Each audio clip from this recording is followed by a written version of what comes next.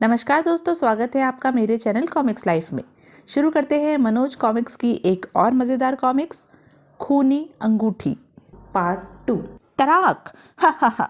गिरने के उपरांत राजा फुर्ती से उठा, किंतु इससे पहले कि वह पूरी तरह संभल पाता, बिजली जैसी फुर्ती से अनीता पुनः उस पर जंप लगा चुकी थी। भड़ाक! किंतु फिर राजा ने भी फुर्ती से संभलकर अनीता पर जंप लगा दी, लेकिन राजा अनीता के सामने पुनः मात खा गया।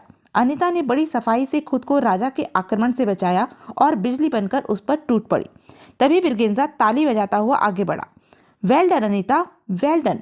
Thank you sir. क्यों राजा, अब तो तुम्हें यकीन हुआ कि अकेली अनीता कम से कम 10 आदमियों को लोहे के चने चबवा सकती है? रियली मिस्टर ब्रिगेंजा, मैं कबूल करता हूँ। थैंक यू राजा। कुछ देर बाद वे तीनों आमने सामने सोफों पर बैठे हुए थे। उन लोगों के बीच उस अंगूठी के विषय में ही बात हो रही थी। मैं तुम्हारी पूरी योजना समझ चुका हूँ ब्रिगेंजा। अब हमें इतना और बता दो कि हमें यहाँ से कब रवाना होना है। यही मैं भी सोच रहा हूँ। मेरा ख्याल तो यह है बॉस कि हम लोग जितनी जल्दी इस मिशन पर रवाना हो जाएं उतना ही बेहतर होगा। ठीक है, मैं सुबह तक तुम लोगों की यात्रा की तैयारी कर दूंगा। तुम लोग सुबह 7 बजे तैयार रहना। ओके। फिर अगली सुबह राजा व अनीता अपनी उस खतरनाक यात्रा के लिए तैयार थे। तुम्हारी ज़रूरत का सारा सामान पैक कर दिया है, चेक कर लो। ओके। फिर राजा और अनीता वैन द्वारा अपनी मंजिल विक्रमगढ़ की तरफ रवाना हो गए। विक्रमगढ़ यहाँ से 520 किलोमीटर दूर है। यह सफ़र हमें हर हालत में रात 10 बजे से पहले पूरा कर लेना होगा। दूसरी तरफ ब्रिगेंजा अपने कमरे में किसी को फ़ोन कर रहा था। मैं राजा नाम के एक चोर को वह अंगूठी चुराकर लाने के लिए भेज चुका हूँ डॉन। तुम $1 करोड़ तैयार रखना। डॉलर की तुम चिंता मत करो, लेकिन अगर राजा वह अंगूठी लाने में सफल न हो सका तो? मुझे राजा पर पूरा भरोसा है, वह कभी असफल नहीं होगा। और वैसे भी मैंने राजा के साथ अपनी एक वफादार साथी अनीता को लगा दिया है, जिसे मेरा हुक्म है कि अंगूठी हाथ में आते ही वह राजा को गोली मार दे और अंगूठी लेकर मेरे पास आ जाए। ओह, यानी इस मामले में भी तुम अपनी चालाकी दिखाने से बाज नहीं आए। मेरा नाम ब्रिगेंजा है डॉन, और ब्रिगेंजा कभी अपने खिलाफ कोई सबूत बाकी नहीं छोड़ता, जबकि राजा तो मेरे बारे में सब कुछ जान चुका है। खैर, यह तुम्हारा व्यक्तिगत मामला है, इससे मेरा कोई मतलब नहीं है। $1 करोड़ तैयार है, जब चाहो वह अंगूठी मुझे सौंप कर ले जाओ। उधर 240 किलोमीटर चलने के बाद रास्ता काफी खराब हो गया था, अतः राजा को वैन की स्पीड कम करनी पड़ी। क्या बात है राजा, तुमने स्पीड क्यों कम कर दी? तुम देख ही रही हो अनीता कि रास्ता कितना खराब है। तुम काफी थक गए होंगे। अगर तुम कहो तो कुछ देर के लिए वैन मैं ड्राइव करूं? इतने में तुम आराम कर लो। नहीं, मैं इतनी जल्दी थकने वाला नहीं हूँ। अच्छा, एक बात बताओ, तुम ब्रिगेंजा जैसे इंसान की साथी कैसे बन गई? मैं एक अनाथ लड़की हूँ। पेट की आग बुझाने के लिए ही मुझे यह जुर्म का रास्ता अपनाना पड़ा। क्या तुम्हें मौत से डर नहीं लगता अनीता? मौत से डर कैसा राजा? मौत तो एक सच्चाई है जो एक न एक दिन सामने आनी ही है। फिर इस दुनिया में मुझे रोने वाला मेरा है ही कौन, जिसके कारण मैं जिंदा रहने की ख्वाहिश रखूं? मुझे तुमसे हमदर्दी है अनीता। वैसे मैं भी इस दुनिया में बिल्कुल अकेला हूँ। ओह! उन लोगों को विक्रमगढ़ पहुंचने में रात के 11 बज गए थे। विक्रमगढ़ पहाड़ों के दामन में बसा एक आधुनिक नगर था। राजा ने अपनी वैन एक होटल के सामने रोक दी। वैन से उतरकर राजा और अनीता होटल में दाखिल हुए। काउंटर के पीछे होटल का मैनेजर खड़ा था। हमें एक रूम चाहिए। You are welcome sir. फिर आवश्यक खाना पूर्ति करने के बाद मैनेजर ने वेटर को बुलाया। वेटर साहब का सामान रूम नंबर 114 में ले जाओ। Yes sir. मैं आपसे एक बात पूछना चाहता था मिस्टर मैनेजर। हमने सुना है कि यहाँ के भूतपूर्व महाराजा अभय सिंह के पास दुर्लभ वस्तुओं का एक म्यूजियम है। आपने ठीक सुना है। क्या महाराज हमें उस म्यूजियम को देखने की इजाज़त देंगे?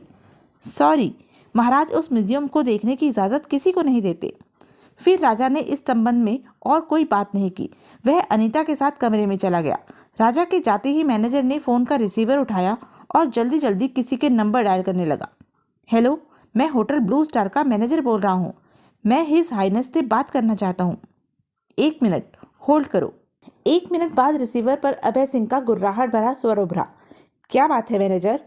हिज हाइनेस, अभी अभी मेरे होटल में एक जोड़ा आकर ठहरा है। वह मुझसे आपके म्यूजियम के बारे में पूछताछ कर रहा था। ओह, कौन है वे लोग?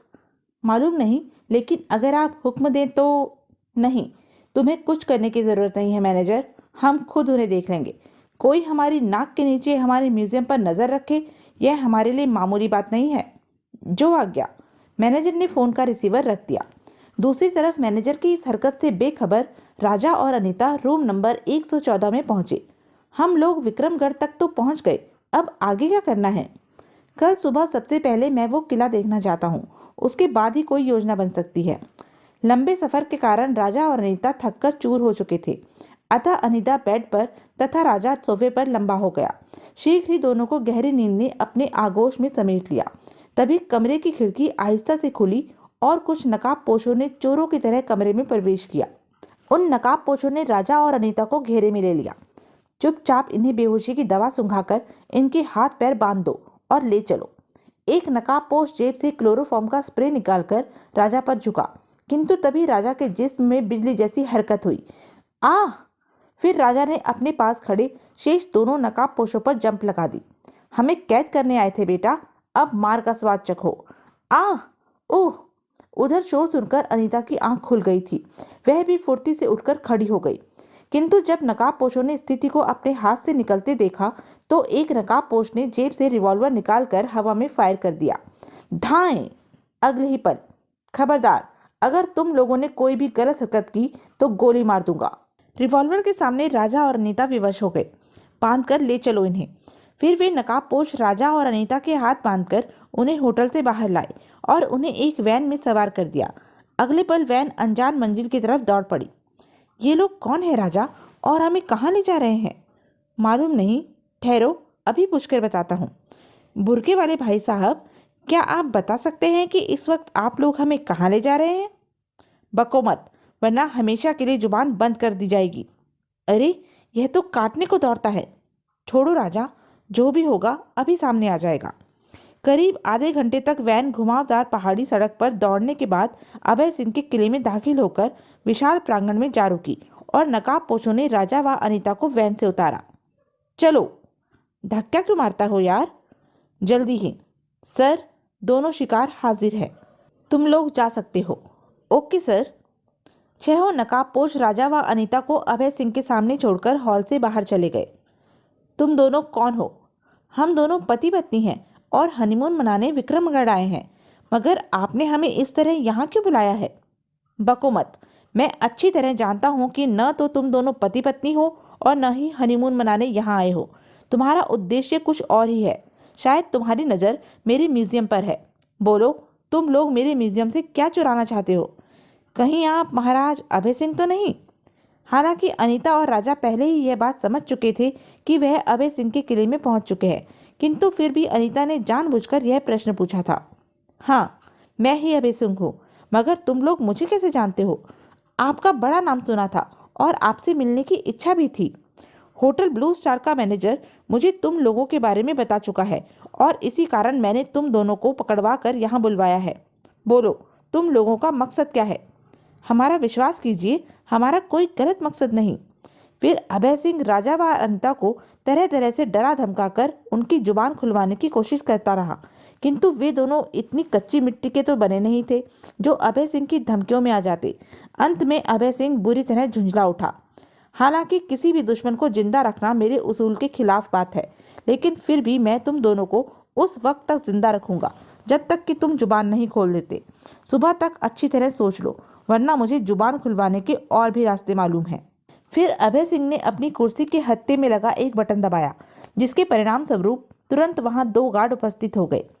इन दोनों को कैद खाने में डाल दो। लेकिन हमारी बात तो सुनिए। किंतु अभय सिंह ने उनकी एक नहीं सुनी और गार्डों ने उन दोनों को ले जाकर कैद खाने में डाल दिया। राजा, उस कमीने मैनेजर के कारण ही हम फंस गए। एक दृष्टि से यह अच्छा ही हुआ अनीता। वो कैसे? जरा सोचो, इस किले के अंदर दाखिल होने के लिए हमें कितनी मेहनत करनी पड़ती, लेकिन अब मंजिल खुद ही चलकर हमारे पास आ गई है। अब हमें यह करना है कि किसी तरह इस कैद खाने से निकलकर हम उस तहखाने तक पहुंच जाएं, लेकिन इसके लिए हमारे पास सिर्फ आज की रात का ही वक्त है। मगर इतनी जल्दी ये सब कैसे होगा? अगर इंसान चाहे तो क्या नहीं हो सकता। मेरे दिमाग में एक स्कीम है, अपना कान इधर लाकर सुनो। फिर राजा ने जो स्कीम अनीता को बताई, उसे सुनकर अनीता खुशी से उछल पड़ी। Wonderful idea. अगले ही पल अनीता ने राजा की उस स्कीम पर कार्य आरंभ कर दिया। अचानक वह दोनों हाथों से पेट पकड़कर जोर जोर से चिल्लाने लगी। हाय, मर गई! अरे, कोई मुझे बचाओ! अनीता की चीख सुनकर राहदारी में खड़ा गार्ड चौंका। बचाओ! अरे, उसे क्या हुआ? फिर गार्ड लपक कर कैद खाने के पास पहुंचा। क्या बात है? मेरे पेट में बहुत जोर का दर्द है, प्लीज मेरी मदद करो। ठहरो, मैं अभी तुम्हारे लिए कुछ करता हूँ। दरवाजा खोलकर गार्ड जैसे ही अंदर दाखिल हुआ, साइड में दीवार से चिपका खड़ा राजा बाज की तरह उस पर झपट पड़ा। भड़ाक! ओह! फिर राजा ने फुर्ती से गार्ड की गिरी हुई गन उठाई और उसे गार्ड के ही सीने पर तान दिया। हिलना मत, वरना इस गन की सारी गोलियां तुम्हारे सीने में उतार दूंगा। तो तुम ठीक नहीं कर रहे हो। बको मत, अगर जान प्यारी हो तो हम जो पूछें उसका जवाब दो। तुम्हारे महाराज अभय सिंह का म्यूजियम कहाँ है? मुझे नहीं मालूम। भड़ाक! आई! थोड़ी देर टॉर्चर करने के बाद अंत में गार्ड टूट गया। बताता हूँ, मुझे मत मारो। बको! फिर गार्ड उनके मतलब की सारी जानकारी उगलता हुआ चला गया। मतलब की जानकारी हासिल करने के बाद राजा ने गार्ड को बेहोश कर दिया और अनीता की तरफ पलटा। आओ चलें। चलो। राजा और अनीता उस कैद खाने से निकलकर सावधानी पूर्वक राहदारी में बढ़े। रास्ते में उनसे कई गार्ड टकराए, जिन्हें राजा और अनीता ने चुपचाप बेहोश कर दिया। तो यह थी अब तक की कहानी। आगे की कहानी जानने के लिए बने रहें मेरे साथ। और हाँ, मेरे चैनल को लाइक, शेयर और सब्सक्राइब करना ना भूलें। धन्यवाद।